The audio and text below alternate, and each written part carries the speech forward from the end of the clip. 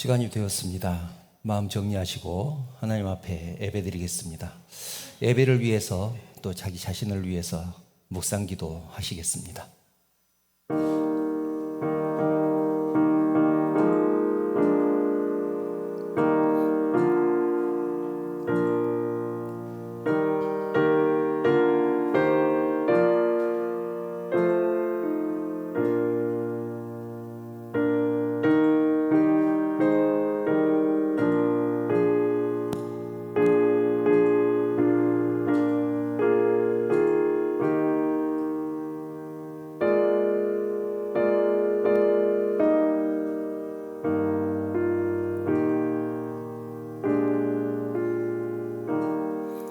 하나님은 영이시니 예배하는 자가 영과 진리로 예배할지니라. 오직 여호와는 그 성전에 계시니 온 땅은 그 앞에 잠잠할지니라 하시니라. 거룩하신 하나님, 하나님의 은혜를 감사를 드립니다. 거룩한 주일을 사랑한 주의 백성들이 주님 전에 나와 하나님을 예배하게 하시니 감사를 드립니다. 온 마음과 정성을 다해서 드리는 저희들의 예배를 받아 주시옵소서.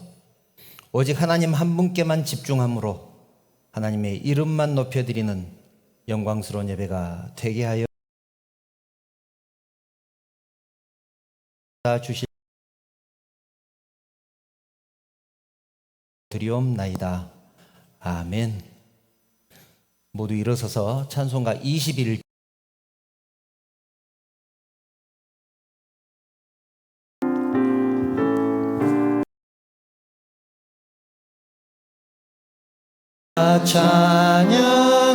찬양하여라. 전능왕 창조의 주께 내오나 주 찬양. 평강과 구원의 주님. 성도들아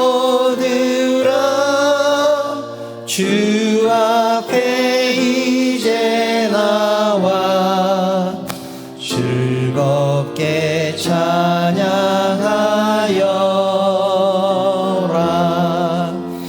다 찬양하여라. 놀라운 만유의 주께 포근한 날개 밑을 품어주시는 주님. 성도들아 주님의 뜻 안에서 내 소원 다 이루리라. 다 찬양하여라. 온 몸과 마음을 바쳐 이 세상 만물이 주 앞에 다 나와 찬양. 성도들아 기쁘게 소리 높여 영원히 찬양하여라.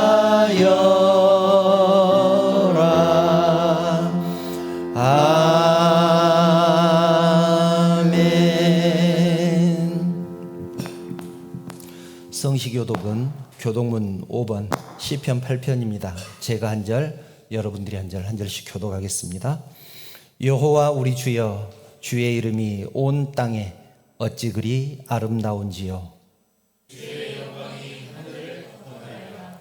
주의 대적으로 말미암아 어린아이들과 젖먹이들의 입으로 권능을 세우시며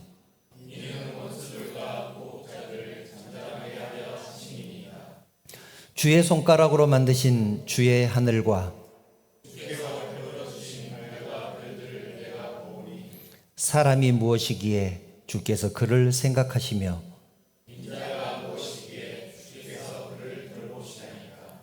그를 하나님보다 조금 못하게 하시고 주의 손으로 만드신 것을 다스리게 하시고 만물을 그의 발 아래 두셨으니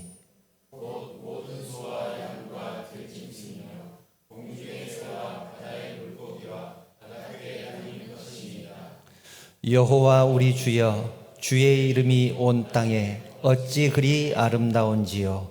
아멘. 사도신경으로 신앙 고백하시겠습니다. 나는 전능하신 아버지 하나님 천지의 창조주를 믿습니다.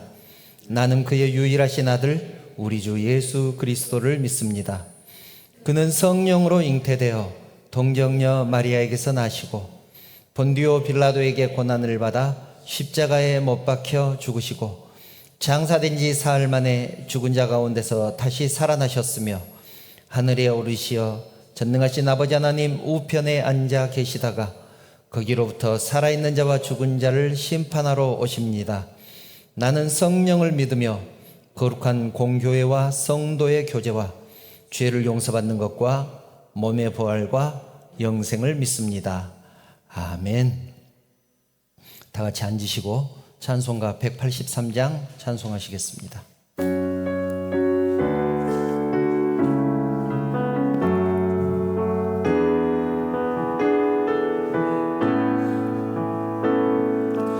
빈들의 마른 풀같이 시들은 나의 영혼 주님이 약속한 성령 간절히 기다리네 가물어 메마른 땅에 단비를 내리시듯 성령의 단비를 부어 새 생명 주옵소서. 반가운 빗소리 들려 산천이 춤을 추네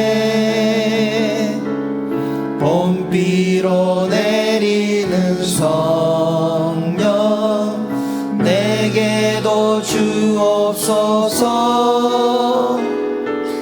가물어 메마른 땅에 단비를 내리시듯 성령의 단비를 부어 새 생명 주옵소서. 절 따라 우로를 내려 초목이 무성하니 갈급한 내 심령 위에 성령을 부소서. 가물어 메마른 땅에 단비를 내리시듯 성령의 단비를 부어 새 생명 주옵소서.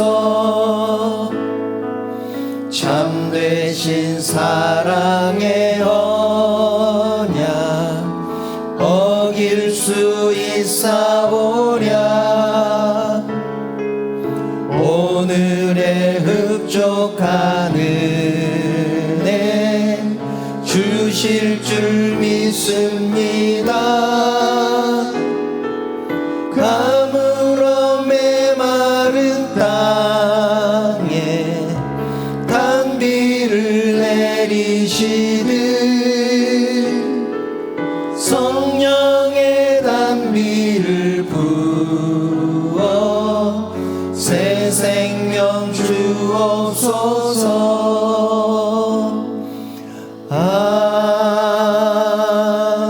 아멘. 기도드리겠습니다.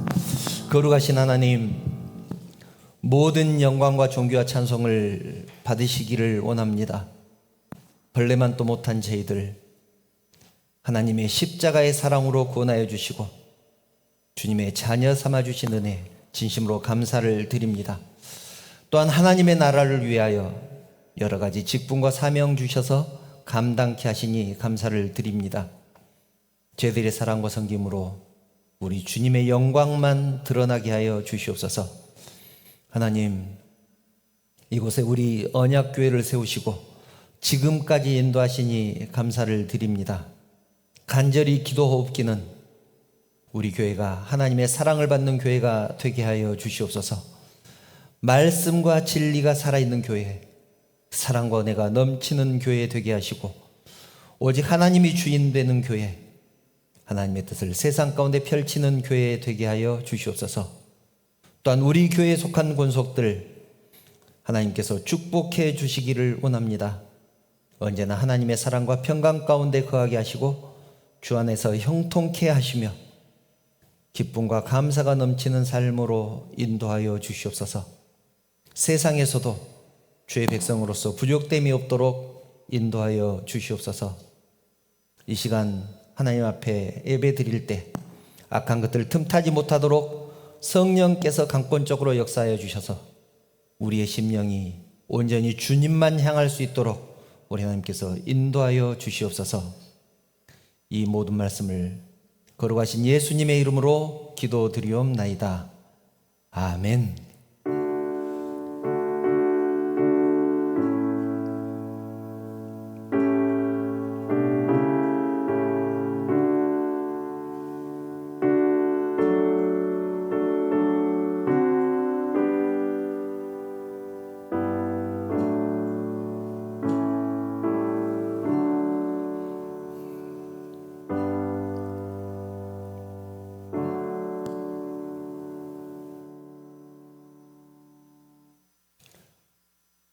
하나님 말씀 보겠습니다.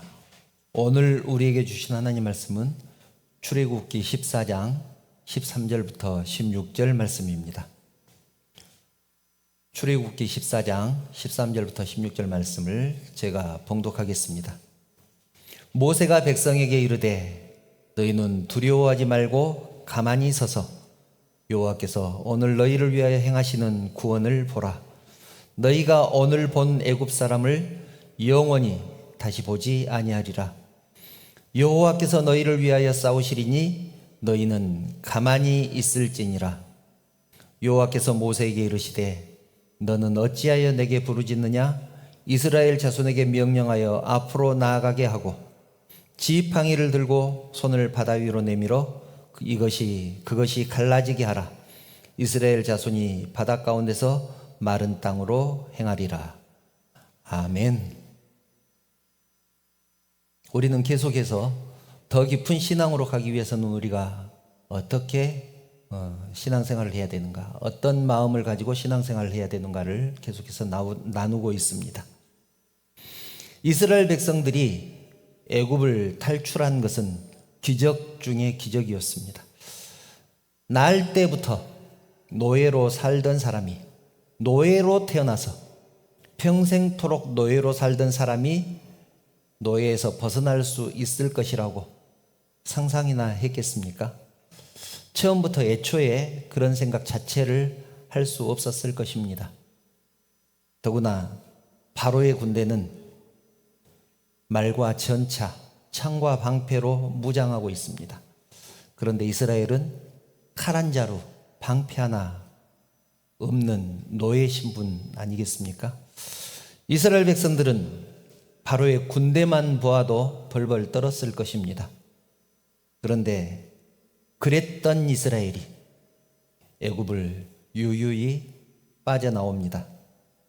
심지어 애굽 사람들에게 비단이니 폐물이니 가축들까지도 달라고 요구해서 가지고 나옵니다. 어떻게 이것이 가능할까요? 430년 동안이나 노예 생활을 했으면 뼛속까지 노예 근성이 찌들었을 텐데 이스라엘이 어떻게 바로의 군대를 물리치고 애굽을 빠져나올 수 있었겠습니까? 하나님이 하셨다. 하나님이 하셨다. 이 말 외에는 달리 설명할 방법이 없습니다. 파라오가 얼마나 대단한 사람입니까? 지금도 파라오의 무덤을 다 파헤치지 못하고 있잖아요. 그 정도로 대단한 사람이었습니다. 신과 같은 존재였습니다. 실제로 애굽 사람들은 파라오를 신으로 섬겼고, 파라오도 애굽 사람들을 다스릴 때 자신은 신이라고 그렇게 신의 위치에서 다스렸습니다. 그런 파라오에게 하나님의 말씀이 통하겠습니까? 파라오가 봤을 때 이스라엘 백성들이, 또 그들이 섬기는 신이 얼마나 하찮은 존재였는가 하면, 모세가 하나님이 내 백성을 내보내라고 하신다 라는 말을 전했을 때 파라오는 어이가 없었습니다. 그 말을 들은 파라오가 뭐라고 대답합니까? 출애굽기 5장 2절입니다. 바로가 이르되 여호와가 누구이기에 내가 그의 목소리를 듣고 이스라엘을 보내겠느냐?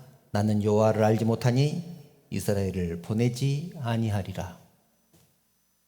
히브리어 언어를 보면 여호와를 알지 못한다라는 말이 여호와에 대해서 모른다는 말이 아니라, 이름을 듣기는 들었는데 그의 존재에 대해서 한 번도 고려를 해본 적이 없다, 그런 의미로 쓰이고 있습니다.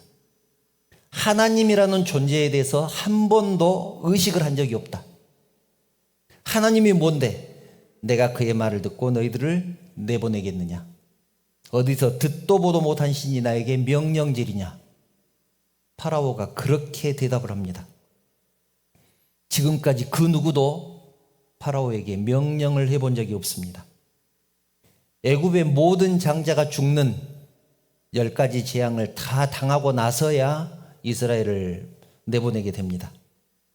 출애굽기 12장 31절을 보면 그 내용이 이렇게 기록되어 있습니다. 밤에 바로가 모세와 아론을 불러서 이르되 너희와 이스라엘 자손은 일어나 내 백성 가운데서 떠나 너희의 말대로 가서 여호와를 섬기라.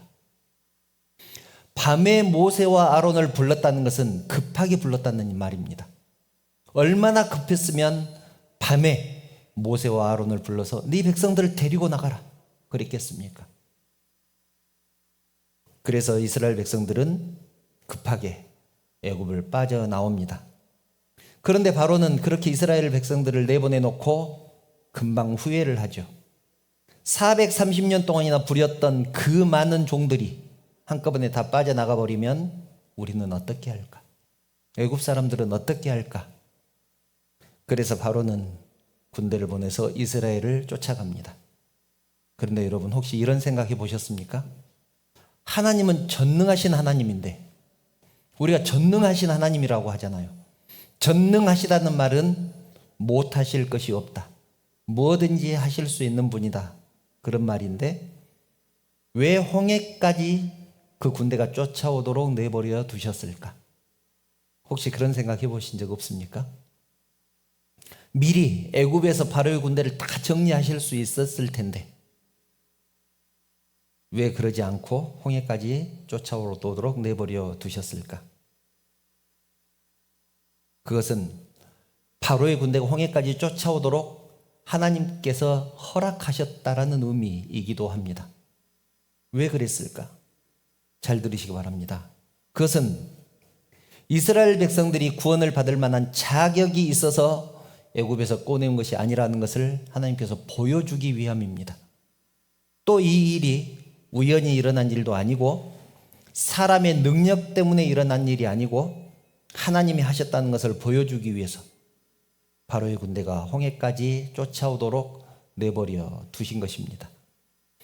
여러분, 지금 앞에는 홍해가 가로막고 있고 뒤에는 바로의 군대가 쫓아옵니다. 진퇴양난이라고 하죠. 이스라엘 백성들은 어떻게 했습니까? 우리가 잘 아는 대로 당연히 불평을 합니다. 출애굽기 14장 11절입니다. 그들이 또 모세에게 이르되 애굽에 매장지가 없어서 당신이 우리를 이끌어내어 이 광야에서 죽게 하느냐? 어찌하여 당신이 우리를 애굽에서 이끌어내어 우리에게 이같이 하느냐? 애굽에 매장지가 없어서 당신이 우리를 이끌어내어 이 광야에서 죽게 하느냐? 사랑하는 성도 여러분, 지금 이스라엘 백성들의 문제가 무엇입니까? 앞에 홍해가 가로막고 있고 뒤에는 바로의 군대가 쫓아오는 것이 문제입니까? 홍해가 없었거나 바로의 군대가 쫓아오지 않았다면 문제될 것이 없는 것입니까? 이것이 진짜로 문제이겠느냐는 말입니다. 여러분, 그렇지 않습니다. 이스라엘의 진짜 문제는 불신앙이었습니다. 하나님을 전적으로 믿지 않는 것이 모든 문제의 원인입니다. 하나님이 애굽에 재앙을 내리는 것도 봤고 그 천하의 파라오가 하나님 앞에서 쩔쩔매는 것도 보았습니다. 당당하게 애굽을 자기 발로 걸어 나왔잖아요. 그런데 그런 지 얼마나 됐다고? 성경을 보면 사흘길이라고 나와 있습니다. 사흘 만에. 애굽에 매장지가 없어서 당신이 우리를 이끌어내어 이 광야에서 죽게 하느냐. 얼마나 됐다고 이렇게 원망하고 있느냐는 것입니다. 이것은 믿음의 문제이지 환경과 여건의 문제가 아니라는 것을 보여줍니다. 환경과 여건의 문제가 아닙니다. 성도 여러분, 살다 보면 홍해가 우리 앞을 가로막을 때가 있고 바로의 군대가 뒤쫓아올 때도 있을 것입니다. 그런데 우리는 그 전능하신 하나님을 믿는 사람들이잖아요. 배짱이 있었으면 좋겠습니다. 신앙생활을 배짱으로 했으면 좋겠습니다. 여기서 죽이실 것 같았으면 하나님이 여기까지 데려왔겠느냐? 여기서 포기하실 것 같았으면 여기까지 인도하시지도 않았을 것이다. 여기까지 인도하셨으니 앞으로도 책임지실 것이다. 이스라엘 백성들이 뭐라고 불평합니까? 애굽에 매장지가 없어서 우리를 광야까지 불러냈느냐, 이렇게 불평하잖아요. 그런데 이렇게 불평할 것이 아니라 애굽에 매장지가 없어서 우리를 광야까지 불러냈겠느냐, 불러냈느냐, 모세에게 그렇게 따질 것이 아니라 불러냈겠느냐, 이런 배짱이 있었으면 좋겠습니다. 이것은 비슷한 것 같지만 전혀 다른 말입니다. 글자 하나 들어가면 배짱 있는 고백이 되는 것입니다. 우리를 광야까지 불러냈느냐, 이 말은 불평입니다. 그런데 애굽에 매장지가 없어서 우리를 광야까지 불러냈겠느냐, 그렇지 않았을 것이다라는 확신 아니겠습니까? 하나님은 문제 앞에 서 있는 우리에게 믿음을 요구하십니다. 성경은 너희 염려를 다 주께 맡기라. 베드로전서 5장 7절. 너희 염려를 다 주께 맡기라. 그렇게 말씀합니다. 평안할 때는 믿음이 깊은 사람이나 그렇지 않는 사람이 별반 차이가 없습니다. 그러나 어려움이 닥치면 드러납니다. 궁핍해지면 드러납니다. 여러분, 간절히 바라기는 신앙의 체질을 바꾸시기 바랍니다. 염려하는 체질에서 맡기는 체질로 바꾸시기를 바랍니다. 사람은 맡기지 못하면 걱정하게 됩니다. 염려하게 됩니다. 그렇게 되면 구원의 감격도 잃어버리고 결국 하나님도 잃어버리고 말 것입니다. 하나님을 잃어버린 성도, 세상 사람들과 다를 것이 무엇이 있겠습니까? 복잡한 문제도, 아무리 복잡한 문제도 하나님의 해법은 간단합니다.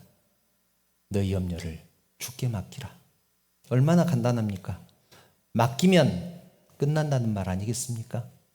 아무 대책도 없는데 맡기라고 하나님께서 그러시겠습니까? 이스라엘 백성들을 애굽에서 인도하신 것은 그들이 자격이 있어서가 아닙니다. 아무 자격 없지만 하나님의 은혜로 구원하신 것입니다. 성경에도 누누이 말하지 않습니까? 그들은 목이 뻣뻣한 백성이다. 그들은 불순종한 백성이다. 그들이 힘이 있어서 그들을 불러낸 것이 아니다. 그들이 신앙이 좋아서 그들을 선택한 것이 아니다. 하나님은 계속해서 성경에서 그렇게 말씀하고 있습니다. 아무 자격 없지만 하나님의 은혜로 구원하신 것입니다. 예수님의 족보를 보면 4명의 여인이 나옵니다. 마태복음 1장 3절부터 6절을 보면 그 여인들의 이름이 이렇게 기록되어 있습니다. 유다는 다말에게서 베레스와 세라를 낳고, 다말이 여인이죠. 베레스는 헤스론을 낳고, 헤스론은 람을 낳고, 람은 아비나답을 낳고, 아비나답은 나손을 낳고, 나손은 살몬을 낳고, 살몬은 라합에게서 보아스를 낳고, 살몬은 여리고성의 정탐꾼이었습니다. 그리고 라합은 그 여리고성에 있었던 기생입니다. 정탐꾼을 숨겨줬잖아요. 이 두 사람이 눈이 맞아서 결혼을 하게 된 것입니다. 살몬은 라합에게서 보아스를 낳고, 보아스는 룻에게서 오벳을 낳고, 룻기 우리가 나누었잖아요. 룻기에서 아마 여러분들 기억할 것입니다. 보아스는 룻에게서 오벳을 낳고, 오벳은 이새를 낳고, 이새는 다윗 왕을 낳으니라. 다윗은 우리아의 아내에게서 솔로몬을 낳고, 우리아의 아내는 밧세바입니다. 이렇게 4명의 여인의 이름이 나옵니다. 본래 이스라엘의 족보는 여자의 이름을 기록하지 않습니다. 여인들이 올라갔다는 것은 특별한 이유가 있다는 말입니다. 성경에 기록할 수밖에 없는 특별한 이유가 있었기 때문에 기록했다, 그런 말입니다. 그 이유는 나중에 따로내서 공부할 기회가 있겠지만, 이들의 이름이 거룩하신 예수님의 족보, 그리고 성경에 기록된 것은 자격이 있고 없고의 문제가 아니라는 것을 상징적으로 보여줍니다. 자격이 있는 사람만 기록됐다면 이 사람들은 기록되지 못했을 것이다. 그런데 이 사람들이 기록된 것은 자격이 있고 없고의 문제가 아니다. 우리의 구원도 마찬가지입니다. 구원받을 자격이 있는 사람은 구원받고 자격이 없는 사람은 구원받지 못했다면 우리 중에 누가 구원을 받을 수 있겠습니까? 아무 자격 없지만 십자가의 은혜로 구원받았다는 사실 믿으시기 바랍니다. 하나님은 두려워 떨고 있는 백성들에게 말씀합니다. 본문 13절 14절, 이것은 함께 읽어볼까요? 시작. 모세가 백성에게 이르되 너희는 두려워하지 말고 가만히 서서 여호와께서 오늘 너희를 위하여 행하시는 구원을 보라.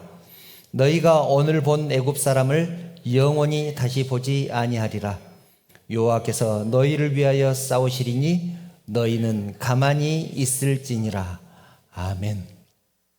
너희는 가만히 있을지니라. 가만히 서서 가만히 있으라, 그렇게 말씀합니다.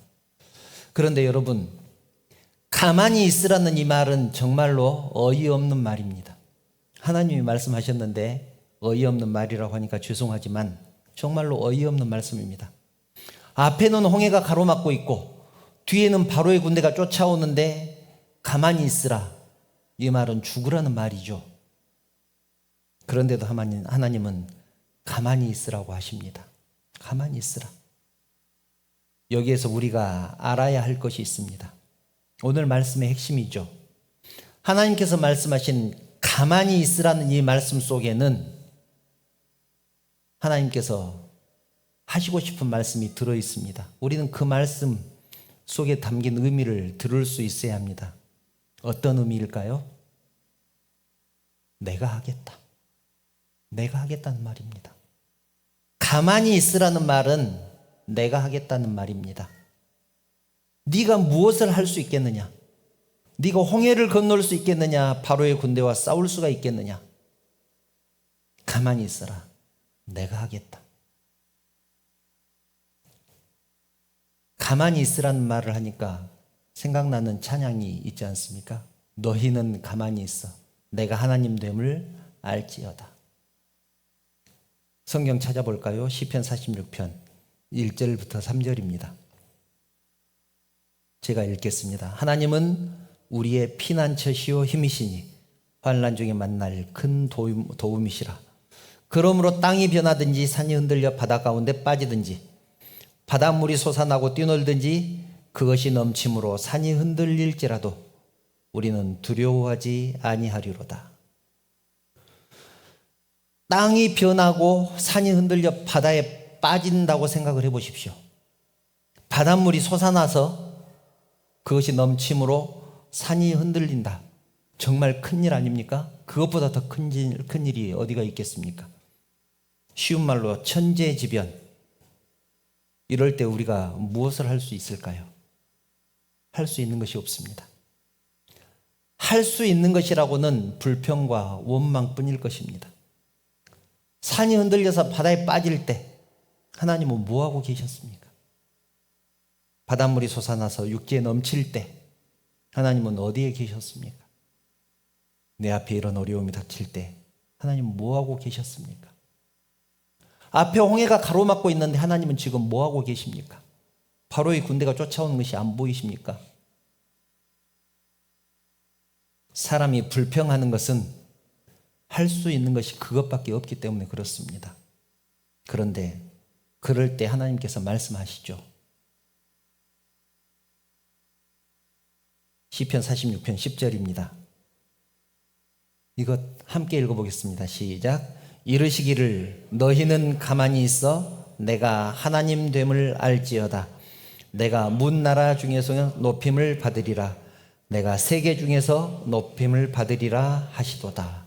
여기서도 그렇게 말씀하죠. 너희는 가만히 있어. 가만히 있어라. 우리가 가만히 있어야 하나님께서 일하신다는 사실, 우리가 가만히 있어야 하나님이 높임을 받는다는 사실 꼭 기억하시기 바랍니다. 사랑하는 성도 여러분, 이 말씀을 정리합니다.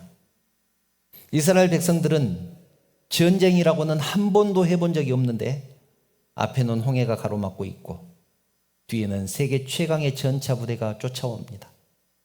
그때 하나님께서 말씀합니다. 본문 16절이죠.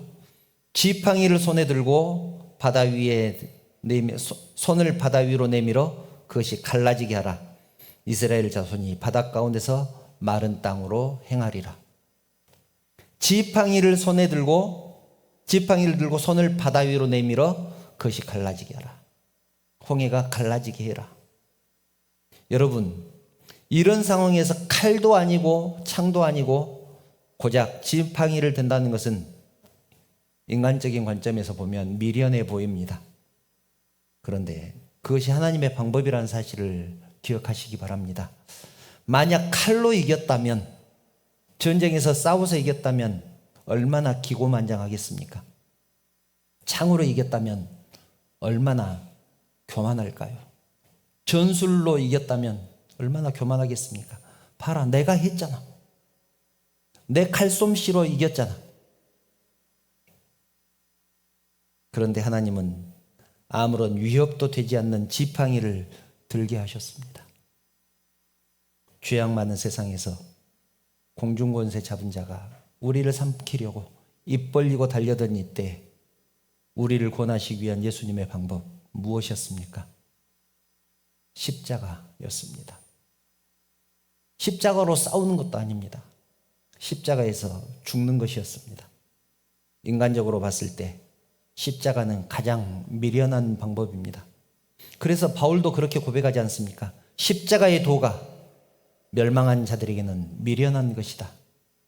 고린도전서 1장 18절. 십자가의 도가 멸망하는 자들에게는 미련한 것이다. 멸망한 사람들 눈으로 봤을 때 십자가는 미련하게 보일 것이다. 그런데 우리를 구원하는 가장 유일한 방법, 십자가입니다. 미련한 방법처럼 보이지만 하나님께서는 그 십자가를 통하여 우리를 구원하셨습니다. 세상을 바라보면서 불평하는 우리에게 하나님은 말씀합니다. 너희는 가만히 있어라. 내가 하나님이라는 것을 보여주겠다. 염려하고 걱정하는 우리에게 하나님은 말씀하십니다. 너희는 가만히 있어라. 내가 하겠다. 내가 하겠다. 사랑하는 여러분, 신앙생활 배짱으로 했으면 좋겠습니다. 오늘 말씀의 제목을 너희는 가만히 있어 라고 했는데 배짱으로 신앙생활 합시다 라고 했다가 설교 제목이 너무 이상하잖아요. 그래서 평범하게 바꿨습니다. 신앙생활 배짱으로 했으면 좋겠습니다. 가만히 있는 것도 배짱이 있어야 가능합니다. 배짱 없으면 어떻게 가만히 있을 수 있겠습니까? 어차피 나는 아무 자격 없는데 구원 얻은 사람입니다. 내가 손해볼 것이 무엇이 있겠습니까? 내가 여기에서 잃을 것이 무엇이 있겠습니까? 하나님이 알아서 하신다는데, 하나님이 책임지신다는데 맡겨야 되지 않겠습니까? 내 앞에 놓인 문제, 내 인생 자체를 하나님께 맡김으로 하나님이 나의 하나님 되심을 경험하는 저와 여러분들 다 되시기를 주님의 이름으로 축원합니다. 기도드리겠습니다. 전능하신 하나님, 하나님께서 우리의 인생을 책임지신다고 하시니 진심으로 감사를 드립니다. 주님 말씀에 힘입어 내 걸음을 내어 딛겠사오니 하나님께서 우리의 발걸음을 인도하여 주시옵소서. 이제는 작은 문제에 조급해하지 않고 문제보다 크신 하나님을 바라보며 묵묵히 하나님의 때를 기다리겠다고 사랑하는 성도들이 결단했사오니 하나님께서 인도하여 주시옵소서. 모든 말씀을 예수님 이름으로 기도드리옵나이다. 아멘. 찬송가 445장 찬송하시면서 예물 드리겠습니다.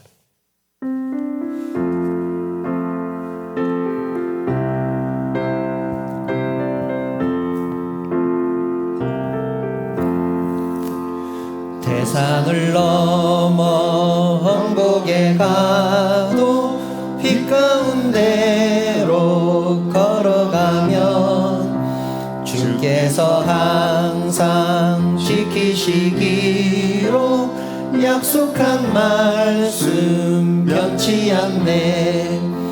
하늘의 영광 하늘의 영광 나의 맘속에 차고도 넘쳐 할렐루야를 힘차게 불러 영원히 주를 찬양하리. 캄캄한 밤에 다닐지라도 주께서 나의 길 되시고 나에게 밝은 빛이 되시니 길 잃어버릴 염려 없네. 하늘의 영광 하늘의 영광 나의 맘속에 차고도 넘쳐 할렐루야를 힘차게 불러 영원히 주를 찬양하리. 광명한 그 빛 마음에 받아 찬란한 천국 바라보고 할렐루야를 힘차게 불러 날마다 빛에 걸어가리. 하늘의 영광 하늘의 영광 나의 맘속에 차고도 넘쳐 할렐루야를 힘차게 불러 영원히 주를 찬양하리. 기도드리겠습니다. 사랑하는 하나님, 하나님의 은혜를 감사합니다. 지난 6 동안도 하나님께서 지켜주시고 오늘 귀한 주님의 날 사랑하는 성도들이 주님 전에 나와 하나님을 예배하게 하시니 진심으로 감사를 드립니다. 하나님, 오늘 말씀을 통하여 새로운 것을 결단했습니다.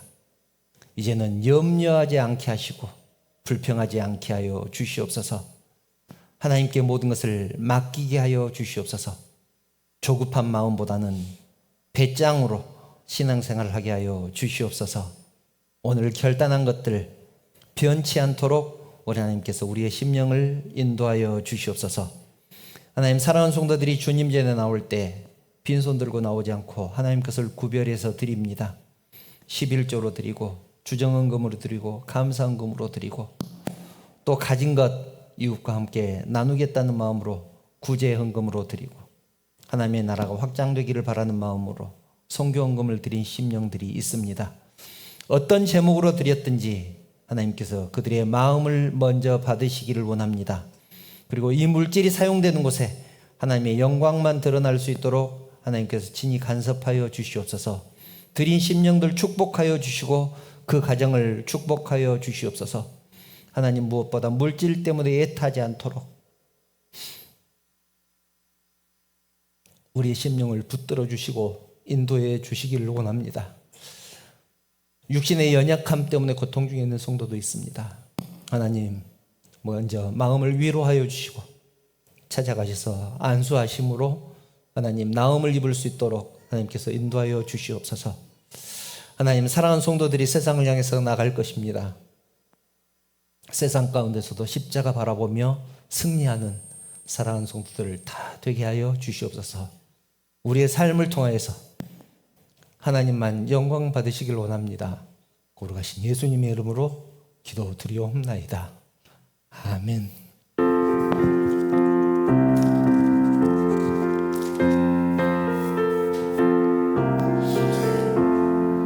주여 복을 구하오니 편히 가게 하시고 사람마다 주 은혜로 이기도록 하시고 광야 같은 세상에서 항상 인도하소서.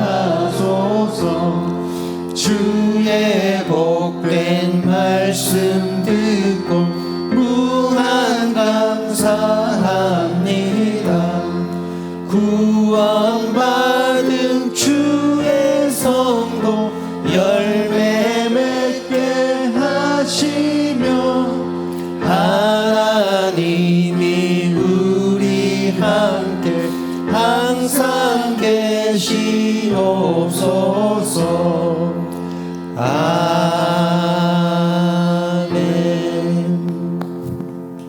우리 주님 예수 그리스도의 은혜와 하나님의 사랑과 성령의 교통하심이 주님 전에 나와 하나님을 예배하는 사랑하는 주의 백성들 머리 위에 지금부터 영원토록 함께 계시옵기를 간절히 축원하옵나이다.